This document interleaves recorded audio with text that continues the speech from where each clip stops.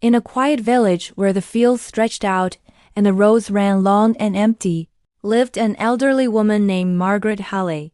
At 70 years old, she was frail, her silver-gray hair always pulled back in a neat bun. Her small wooden cottage, weathered by time, stood at the edge of the village, a silent testament to her loneliness. 8 years had passed since her husband died in a tragic accident, leaving Margaret completely alone. She had no children, no close relatives. Her days were filled with silence, memories, and prayer. Life had dealt her a tough hand, but Margaret had learned to endure. Each morning, she would walk slowly to fetch water, tend to her small garden, and spend her evenings reading a warm Bible by the soft glow of a candle.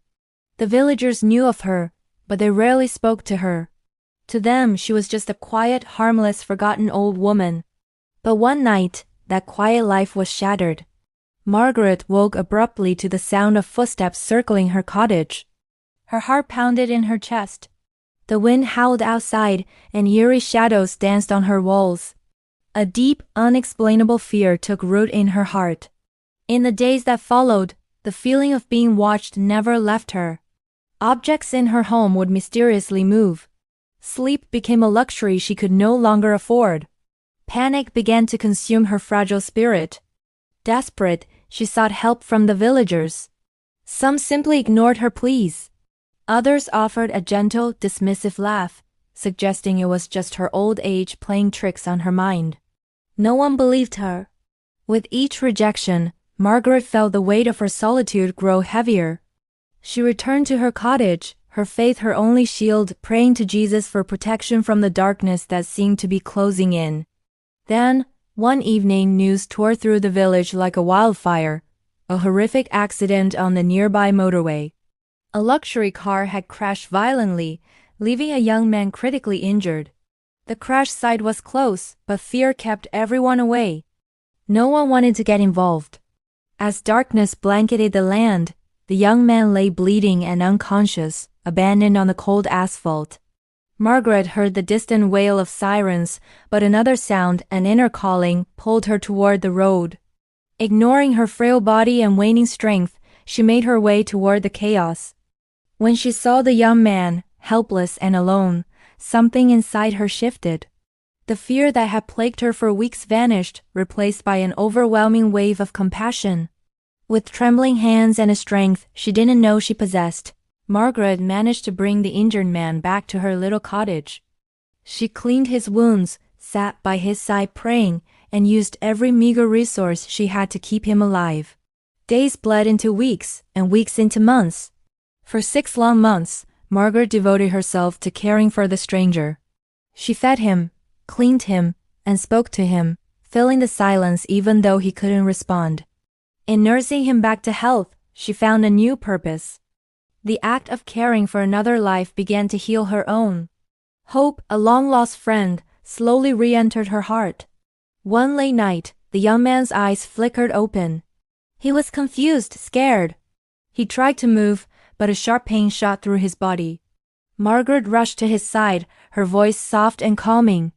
She explained everything, the accident, how she found him, how long he'd been unconscious, and how she had cared for him all this time. The young man listened in silence, tears streaming down his face. He whispered words of gratitude, his voice hoarse, struggling to comprehend the kindness of this stranger who had saved him. Over the next month, his strength returned. As he recovered, he learned about Margaret's life, her late husband, her profound loneliness, and the strange, terrifying experiences that haunted her nights. A deep change was stirring within him.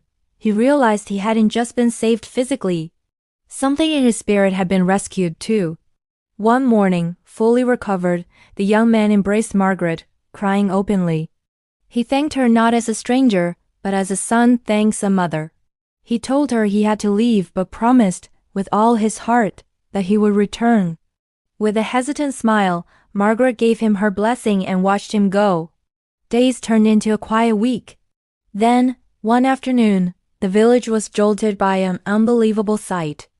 A convoy of luxury cars, flanked by security guards, pulled up directly in front of Margaret's humble cottage.